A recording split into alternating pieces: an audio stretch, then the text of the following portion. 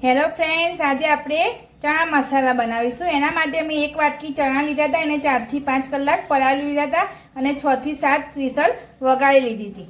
પછી અમે એમાં એક નંગ ટામેટું લીધું છે, એક નંગ ડુંગળી લીધી, એને આ રીતે ઝીણી ઝીણી ચોપ કરી લેવાની છે। અને અહીંયા 4 થી 5 કળી લસણ અને 2 થી 3 લંગ લીલા મરચાંની આ રીતે ખાંડલીમાં ખાંડી લેવાના છે। હવે આપણે ચણા મસાલાની રેસીપી સ્ટેપ બાય સ્ટેપ જોઈશું।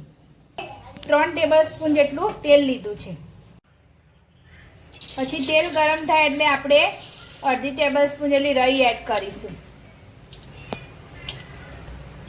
રાઈ તતરે એટલે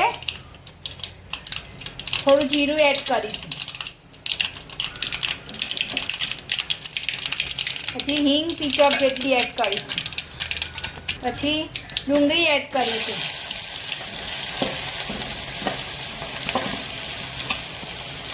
લસણ મરચું એડ કરી દઈશું। પછી હવે આ બધું સંતરાવા દઈશું।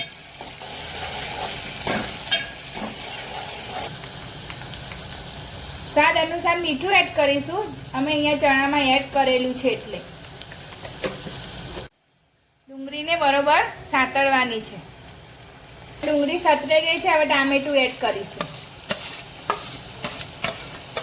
ટામેટાને પણ સાંતળી લઈશું।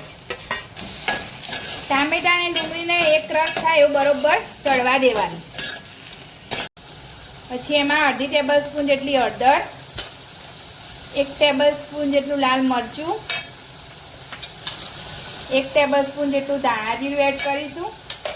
એ બધું મિલાવી લઈશું। હવે એમાં આપણે થોડું પાણી એડ કરીશું।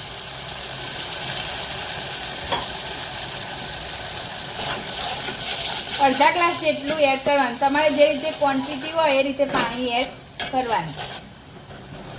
પછી બરોબર પાછું ચડવા દેવાનું એક રસ થાય ત્યાં સુધી।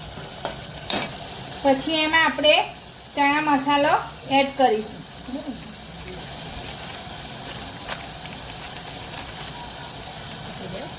હવે એમાં આપણે ચણા મસાલો એડ કરીશું। પછી બધું મિક્સ કરી લઈશું।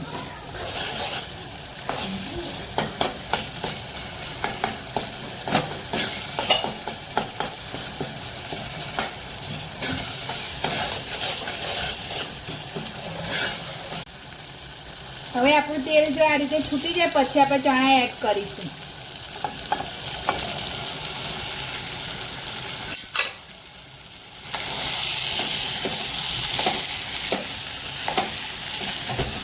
પછી આ રીતે બધું મિક્સ કરી લેવાનું।